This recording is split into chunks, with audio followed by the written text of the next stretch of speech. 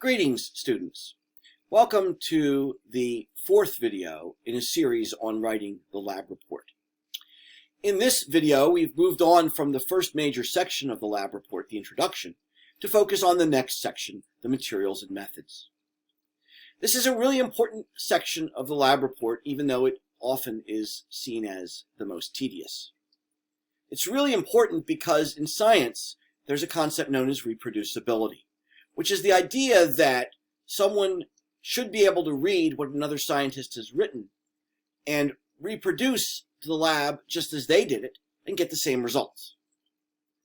That's really important to being certain that a particular scientist's work is credible, isn't it?